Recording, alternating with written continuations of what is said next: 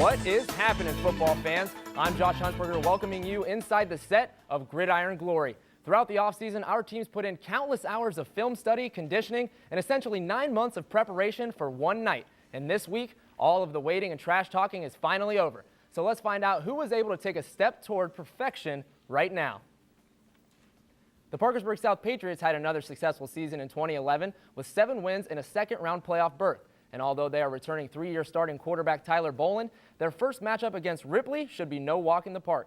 We now welcome our West Virginia reporter Seth Austin to the desk. Now, Seth, last season, this was a great game. Yeah, it was a phenomenal matchup, Josh. The Patriots actually had to go down the field with under a minute to go and score with 32 seconds left to give them a 32-25 victory. This year, Coach Boland said he did not want a close matchup, and he may have just got his wish in tonight's matchup. Matt Max in the house. It's our first night at Eric's in the all-sports facility. Matt Max is always ready, and the Patriots can have a big year if this guy's ready. Tyler Boland, a 22-yard pass to Tyler Rouse on the first drive, and then he caps off an almost 6-minute drive with this sweet run on 3rd and goal. Puts the Patriots up 7-0 to start the game. He had a phenomenal first drive and a great game. Logan Cox, we usually see him on offense, but hey, he's going to make a play on defense right here. The big 6'3" Akron stud to go to Akron, gets the interception, and gives the Patriots great field position. And Tyler Boland knows what to do with great field position. He's going to say, hey, I'm going to run it again, plunge it in from 2 yards out. He can do it all. He can, and he's going to continue to do it all night long. This was his game here again with his feet, a 15-yard run. Seems like every time the protection broke down, he was able to go, gives him the first down.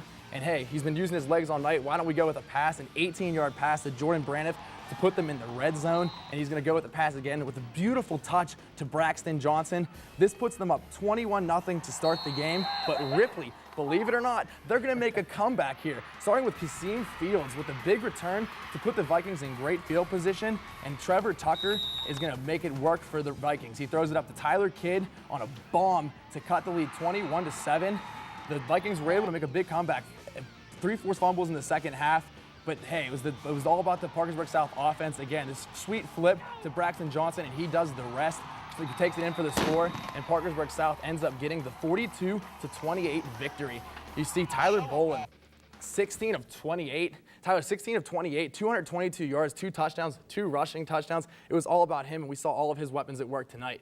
All right, well, you're talking about all of these weapons they have. Let's just talk about the heavy artillery, Tyler Boland. Yeah, I mentioned all of his weapons, but didn't mention the gunslinger. Like I said, 16 of 28, 220 yards, 4 total touchdowns. He had all of his weapons going tonight, but it was really about him. He's going to make this team go no matter what it takes on offense. Now, Jordan Kiocho, he had a huge game against Ripley last season, and we didn't really hear his name too much tonight. What was going on with that? Yeah, 90 yards last year for the running back, 4 total touchdowns, 3 on the ground and a kickoff return. A little bit more quiet. It was Boland's night to shine as a passer. He had 67 yards, but 31 through the air. That shows Boland. Logan Cox stepped up for that, 58 yards, including a big scamper at the end that sealed the win for the Patriots. Getting a little excited. Now, next week, they face a Lindsley squad. What can we expect in that matchup? Well, we didn't see them play each other last year, but hey, 10-0 for Lindsley. This is going to be a big matchup, and that's what Coach Boland's looking for his team to come out to. All right, well, big win for Parkersburg South tonight. We'll be looking forward to seeing them next week. Great job tonight, Seth. Thank you.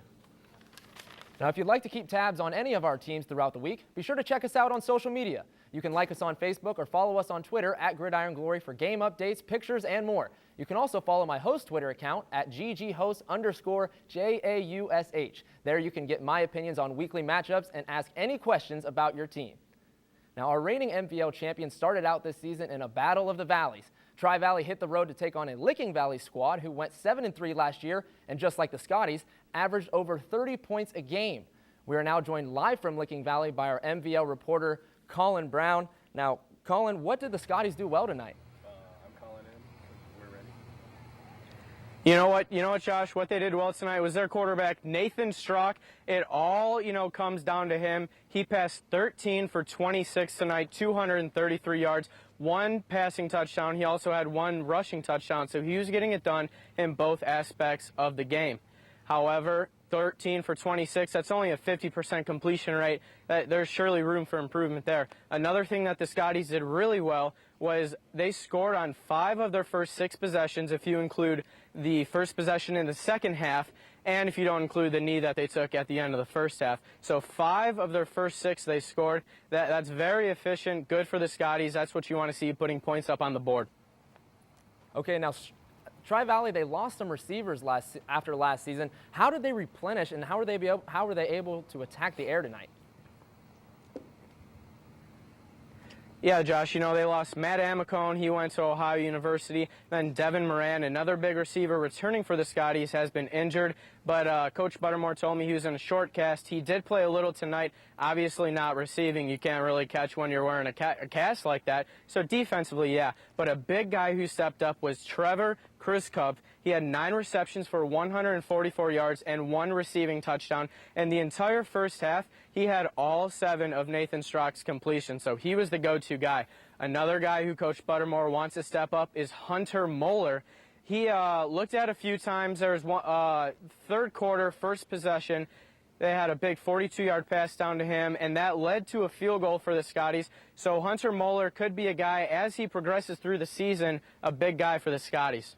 All right, now Austin Jones only had 11 carries tonight. Can you tell us what's going on? Why is he not touching the ball as much? You know what? Talked to Coach Buttermore after the game. He informed me that Austin Jones has been a little injured. He has a shoulder injury. Didn't really play much in the first 2 scrimmages that they had before this game.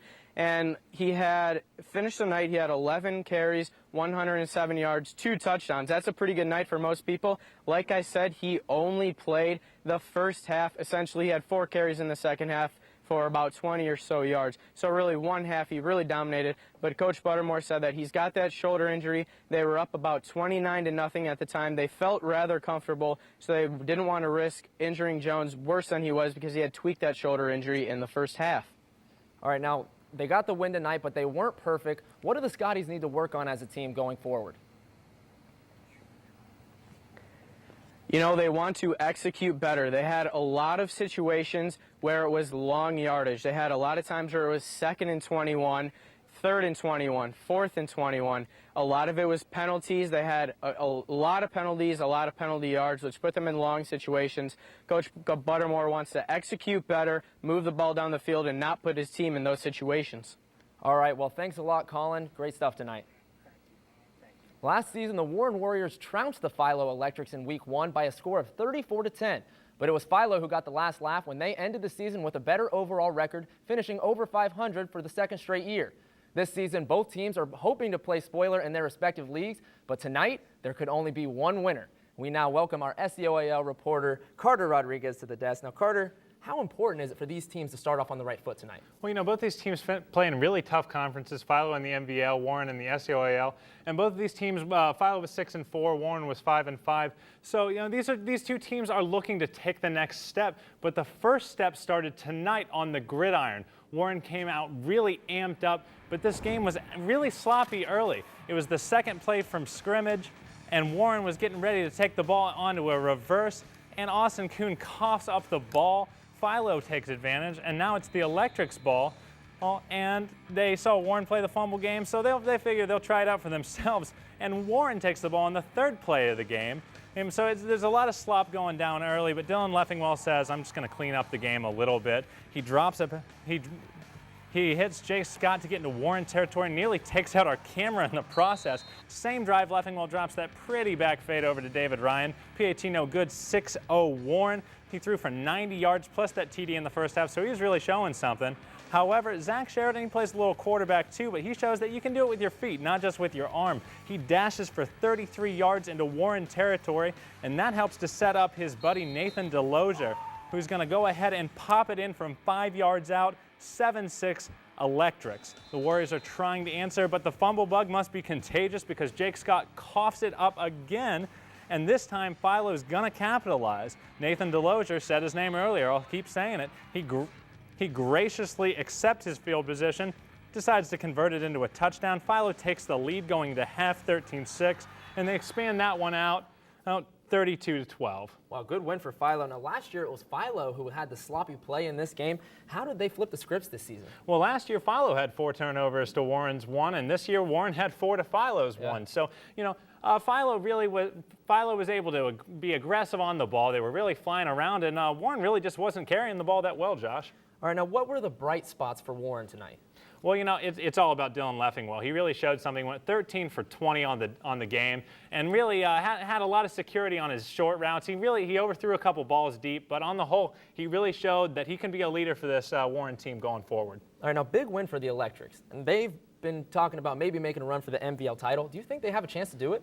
Well, you know, any other league, you might be saying that they have a chance, but you know, Tri-Valley and Sheridan, they bring the fire every year. They're so good. Philo, you know, I'm not saying they can't shock the world here, but it's going to be tough for them, Josh. All right, well, thanks a lot tonight, Carter. Great coverage. Well, unfortunately, we don't have any game highlights for our Jackson fans tonight. That's because the Ironmen aren't playing until tomorrow when they travel to rival Wellston. Although key players have graduated from both of these teams, Jackson embarrassed the Golden Rockets last season, and the boys in blue are back for revenge.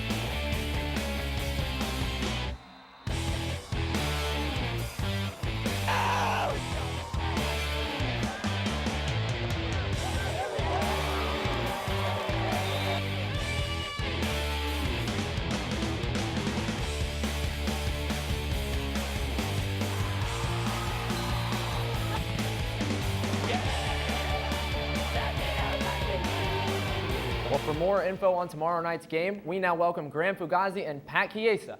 Fellas, what can we expect from tomorrow night's matchup? Well, Josh, I'll tell you what we can expect. We can expect sparks to fly, that's for sure.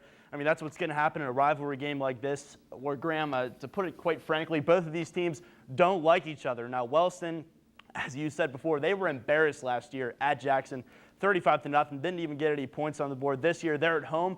They're looking to turn some things around, and Graham, both of these sides, well, they have some fresh faces that are going to look to make some plays tomorrow night. Well, that's right, Pat. And you have to think of the first player on Jackson's sideline you think about, and you think of the new quarterback, Derek Rafferty, He's the sophomore. He beat out Stephen Kearns in the offseason. Now, Stephen Kearns, he's not sitting on the sideline, though. No. He's lining up out at wide out, so these guys are going to have a connection replacing Ty McNally out there. But you have to think about this new, inexperienced player, and you have to think about what he's going to do. And to keep him off his back, he's got 4 senior offensive linemen that are bringing him back, and hopefully to keep that jersey clean for him. And what a coincidence, at least for Jackson, that seems to work out pretty well, because Wellston, well, they didn't bring out a lot. They didn't bring back a lot of depth, on their offensive line. Just 3 returning lettermen on both sides of the ball. But let's talk about the strong points for the Wellston Golden Rockets. That's going to be their running back core, led by Noah Massey and Tyler Roach. And like I said, I mean, they have a weak offensive line. Both of these guys are going to have to step up and make plays with their feet. On defense, their linebacking core and their defensive backs, yeah, it's going to be hard to get into the second and third levels on this team because these guys are good. The linebackers, Roach and 4-year starter, Marcus Matthews, yeah, good luck running on them. It's probably not going to happen. And their defensive backs, Massey and Dakota Brown, just to name a couple of guys. I'm going to be hard-pressed to see, Graham, any teams air out on these guys this year because, like I said, that's a pretty strong secondary there. Well, and you have to think also that also plays into Jackson's favor a little bit. You know, Rafferty in his first start being inexperienced, you know, they're going to ride Morgan Landrum, the new running back there, replacing Drew Irvin, and he's going to be able to get the bulk of the carries. He's going to lead that team. And, you know, Josh, I really think that with the team that they have, you know, Coach Andy Hall said that the game is won with the turnover battle and on special teams with field position. So with those two aspects, if you win that game and you win that aspect of the game, I think that that's going to be the factor. Hey, sounds like those guys are playing trestle ball over there. It's worked out for them in the past. I'm sure it'll work out again. Thanks, guys. Now, to catch a recap of the Jackson-Wellston game tomorrow night, check out our website at woub.org/gridiron. There you can find game previews, videos, scores updates, and more on all of our featured teams. As the season progresses, you'll also be able to find standings, Player of the Year candidates, and potential playoff contenders. Now, we've mentioned a few rivalries this season, but those aren't to get confused with the kind of rivalry we have next. The hostility between Trimble and Nelsonville-York doesn't only go beyond football, it goes beyond sports in general. These two schools simply just don't like each other and always make for a thrilling Week 1 battle.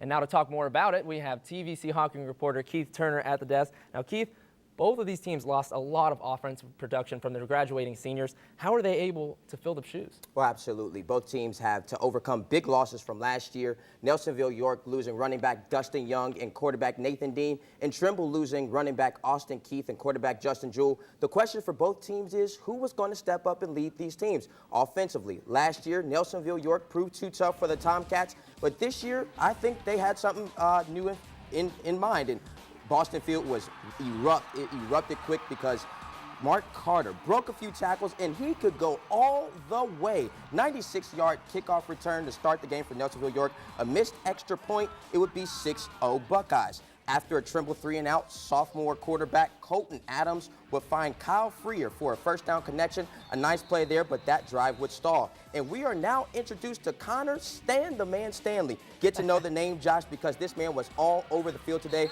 A nice run here for a first down. And look at this bruising run coming up next. I think he learned a few lessons from Jerome the Bus Bettis to end the first quarter here. A huge run. Look how he overrun that guy. A huge play. And now, second quarter, you reverse the fields. And guess who it is, Josh? That's right. Stan the man Stanley. He punches it in. Extra point would be good. Trimble would have the 7-6 lead early in the second quarter. Tomcat defense would be stifling all night. Clint Handa here tried to get it going, but their defense was just too strong all night tonight. And with another big play, an interception from senior Wyatt Deek. That was a huge play. That leads to a huge win for Trimble. The defense was great. It was wonderful. But don't forget, Connor Stan the man Stanley. That man was incredible tonight. I can't stand enough. I'm bowing down. Stan the man Stanley, you were great tonight.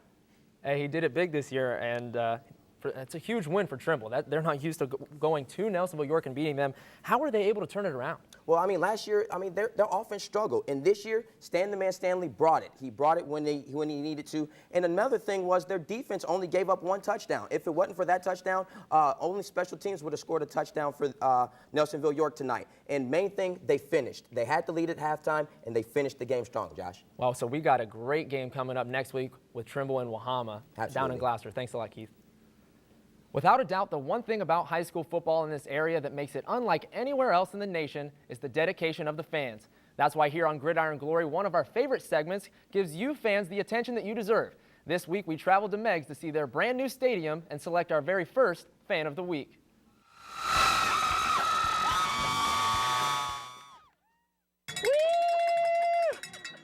That's really addicting. It is. That has to be really fun. Excuse me. So, are you the one leading the cheers here? Yeah! What's your name? My name's Abby. Abby, I'm Josh. Nice to meet you. You two especially. You got the Gridiron Glory signs. How you guys doing? Good. How you guys doing? May I ask what this is? It's our spirit stick. Everybody knew what that was but me. My bad. Traversing the mountain. Come on. Come on. You got some Meigs pride in you, buddy? I miss Jeff's old team. Well, talk to us a little bit about Meigs pride. It's awesome. We have some Marauder pride up in here. Do you like this new stadium? Yeah. Yeah? You gonna be out there someday? Okay. What grade are you in, Christian? 7. So you're just getting into the football, right? Yes. What position you play? Quarterback, wide receiver, and fullback. You know you can only play one of those at a time, right? Which one of you guys deserves Fan of the Week the most, is what I want to know. Apparently we are not allowed across this line. Bad things will happen if we cross the red tape. So I think for this interview, we're just gonna stay on this side of the red tape and just play it safe. Now, do you think that you are a better fan than the guy I just talked to in the student section over there? How much do you love this Meigs team? Very much. A bunch. Well, hey, you wanna hold this just for a second? Yeah, try it, boy. Hey, you do my job, I'll do yours. What do you think, man? Try that right there. That's a nice smoky pizza. That's nice smoky pizza. That's the good best, stuff. buddy. Come on, Meigs! Yeah! I think.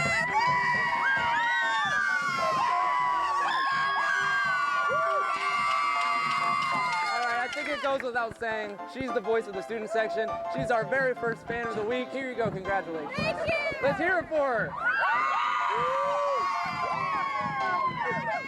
Well, we had a great time in Meigs tonight. Young and old, those fans know how to have a good time.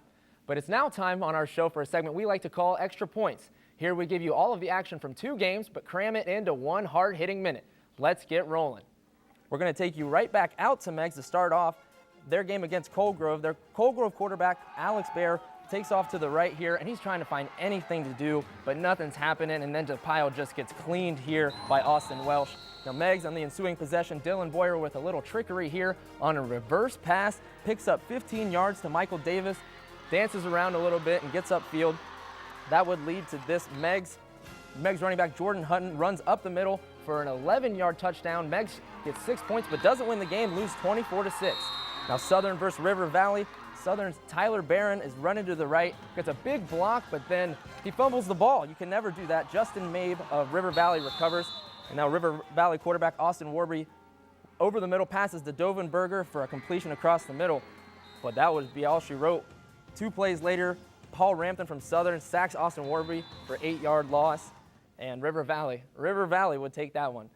Now, not too long ago, a matchup between the Athens Bulldogs and Gallia Academy Blue Devils would have meant a pivotal game in the STOAL race. And although the Bulldogs have turned a new leaf in a new conference, these 2 teams are all too familiar with each other. After Athens pulled out a 5-point victory in a Week 1 thriller last year, Gallia Academy is hungry, and we couldn't think of a better contest for our game of the week.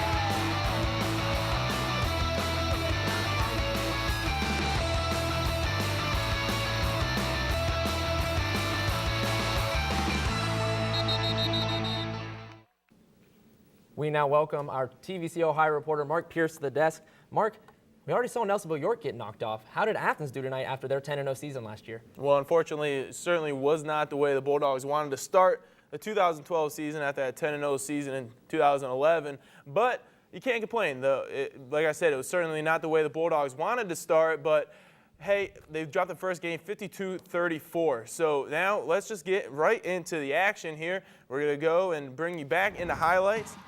Athens, it came out jacked. You can't say anything about that, but it was going to be Gallia Academy starting things off early. Wade Jarrell finds Nick Clegg. First play of the game, 59 yards down to the Bulldogs' 11-yard line. Right what you want to do. 5 plays later, Cody Russell, 1-yard TD run. Blue Devils up 7-0. Okay, so now Joey Burrow of Athens finds Ryan Lurman. They're both sophomores, 21-yard gain. And then from there, Burrow says, hey, you know what? I'll take this one. How about I run to my left, I'm going to juke a defender, and I'll find the gold turf. How about that? All right, extra point wasn't good, though, so 7-6 is your score. Gallia Academy, they're not going to back off. They're getting things going because guess what? They're going to Ty Warnington shuffles his way down the sideline, finds his gold turf. Now it's 14-6. Trey Williams, brand new face in the Bulldogs system. He's going to shuffle his way, juice a couple defenders, gets pushed out at the 4-yard line, and from there, how about Burrow finds Lurman again? This is going to be your connection all year long. Their first hookup of the night on a 4th down, none other. On a 2-point conversion to tie the game, hey, if it's not broke, don't fix it. Ryan Lurman again with the 2-point conversion. Athens trying to cake it on here. Huge hit. He still catches the ball. That was Tyler McIntosh there. The fans jacked up as they should be because after a defensive stop, Burrow finds Lurman again. 2nd touchdown of the night. Bulldogs up 21-14. Now, from here on out, Gallia would just run over the Bulldogs. Here is Jarrell getting things going keeps the drive alive, and then from there, Warnemont pulls it into the end zone, and then from there, 52 points for the Gallia Academy Blue Devils tonight, and that is just not what the Bulldogs defense. They really spread it on late. It was close up until late, and Gallia just pulled away. Absolutely. Now, the first half was just real back and forth, and then, after that, Gallia took over. The Bulldogs looked like they knew what they were doing for most of this game. So where do you think they can go from here? defense has to step up. 52 points in a game is never going to win you a ball game. So now, from here on out, they just got to find their defensive playmaker. Skylar Schwartzel had a pretty good game on defense. You can't, but again, no one really had a great game on defense because they gave up 52 points. You can't take anything away from the Blue Devils, though. They just, one by one, they just ran play after play that the Bulldogs could not stop. And what would you say impressed you most from this Gallia Academy squad? I would have to say Ty Warnemont. I was surprised. I really didn't know his name too much before the season, being a TVC-Ohio guy. But now I know his name, and I'm not going to forget it. This guy runs with heart, he runs with passion, and just completely ran through Bulldogs defenders play after play. Now, Athens, although they dropped the loss, what would you say are the bright spots for them? Joey Burrow, no doubt about it. This kid's a sophomore. Last year, Mike Germano was the sophomore. He played great. He was the future of that franchise, and now with his dad gets a new coaching job out in New Mexico State. So Mike Germano's now gone. Who's going to lead this Bulldogs offense? Joey Burrow is going to be your guy in 2012. Great day, very crisp passing. The guy is just very finesse for a sophomore. I really can't say anything wrong with him.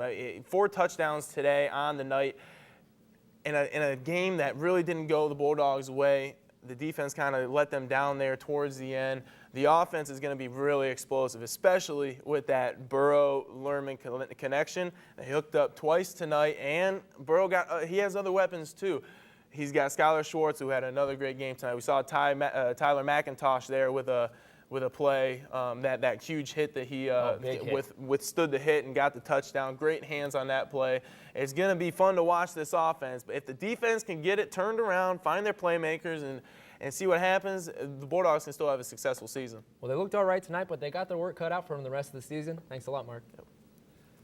Well, you've seen all of our games for tonight, but I think we can all agree that there are a few plays we all need to see again. Here are tonight's top plays. First off, our Trimble quarterback, Connor Stanley, against Nelsonville-York Buckeyes. He's scrambling around, can't find anything, so he just takes off, and he reminds the Buckeyes that he is the hammer, not the nail. Big hit there.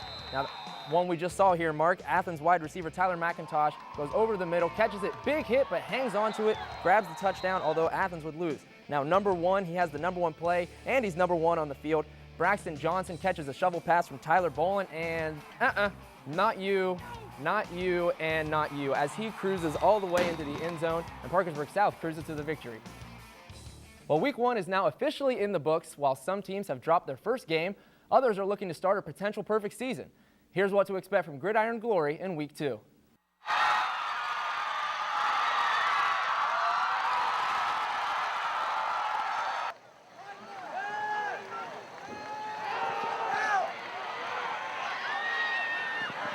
Well, we will be heading out to Wahama.